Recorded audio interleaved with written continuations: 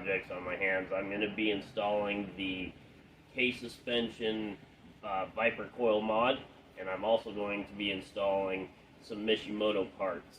I just got this Jeep sponsored from Mishimoto again, and just like I did with my TJ, I'm also going to be doing a video on this new XJ that I got to kind of show you what I looked for, what I had to go through, what I've had to repair, and kind of give you a little bit of insight on if you go and purchase an XJ yourself, some of the projects you're going to want to do. Alright, so let's go ahead and get started.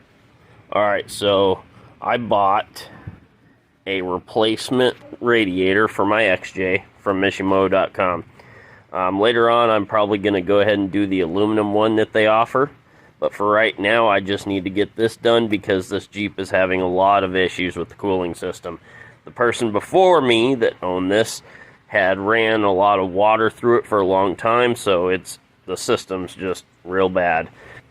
So here is the RIP Superchargers Performance Coil mod. That's the coil that you're going to attach to this bracket. This bracket here, you see it's got 4 holes, and it's actually going to mount directly on the side of your coolant tank on those holes there. And let's see here. So you also get, and here's the bolts you're going to use to do that. Then you get a jumper harness, and you get a couple stickers and a business card, of course. And then I went ahead and I got the fancy spark plug wires, the RIP Superchargers ones. I figured if I'm going to do this project, I might as well go all out. So that is exactly what I did. So we're going to go ahead and I also got, here's the Mishimoto nice new silicone hoses. That comes with little pamphlets and all of the clamps that you need. Comes with a air freshener as well. I don't know about you, but I love the Mishimoto air fresheners. They smell pretty good. And then I've got my 3 gallons of antifreeze. Alright, so first things first. As you can see, I have removed my coil pack rail. There it is. I'm going to be honest with you. This little plug at the end, it's not going to be fun if you haven't done it before. It's kind of a pain. And as you can see, this was removed by force. There's the other piece. Sometimes they don't like to come out very well. But as you can see right down there, that's the plug-in that the back of the rail went to. I also went ahead and got some new NGK spark plugs to handle the spark of the new coil. Here's where the coolant reservoir tank sat. This is the places where you mount that black bracket to the coolant reservoir. But, and see, there's the hole for it right there. However, I am currently going to wash mine because it was filthy. Now, as you can see, we got our K-suspension bracket bolted up to the brackets that hold the coolant reservoir in. So now we're going to go ahead and get the coil on there. Alright, now, if you see back there, I hooked the new jumper harness up to the original plug-in for the rail. Ran my cord over here. And I'll be plugging it directly in to this plug on the coil. Now, there is a diagram on K-Suspension's website for the order.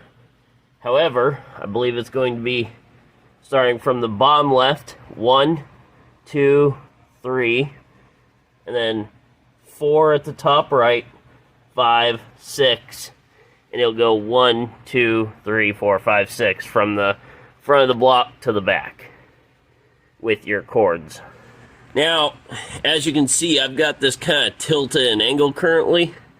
My AC line is getting in the way, so I'm going to have to figure out something to do with that. However, once you get that out of the way and you got this coil mounted up to the bracket with all 4 bolts, last thing to do is just to plug the spark plug wires in, and that's it. Alright, so here are the hoses I got, like I showed you earlier. And here's the nice new replacement radiator. Now the first thing you're going to do is find yourself a flashlight. Okay. And right up in here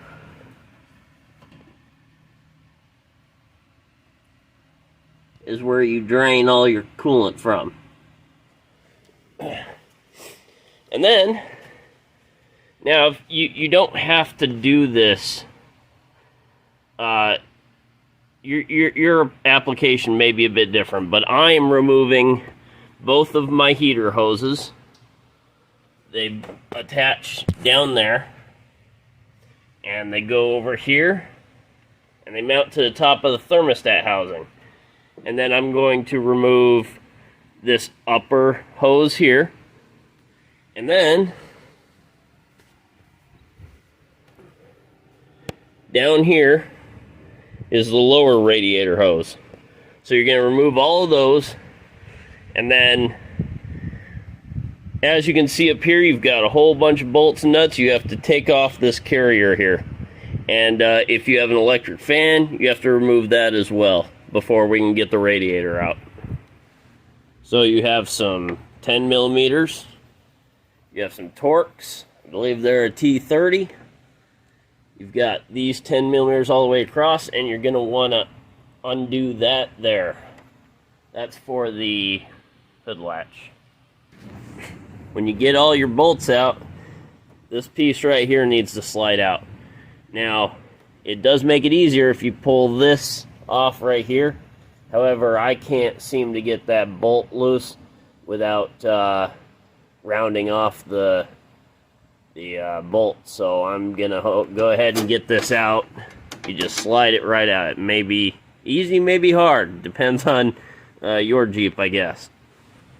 Alright, as you can see, we got that panel out.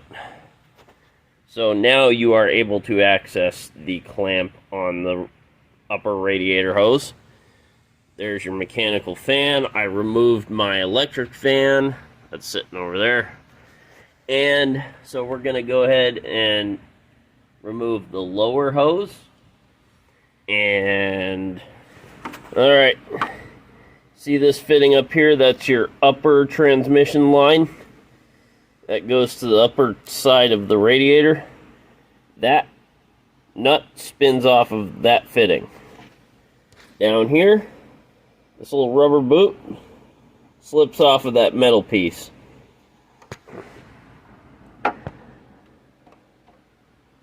That is a 19 millimeter.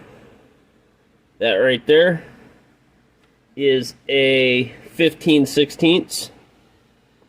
And then that little piece there can stay on, but it just needs to slip off right there.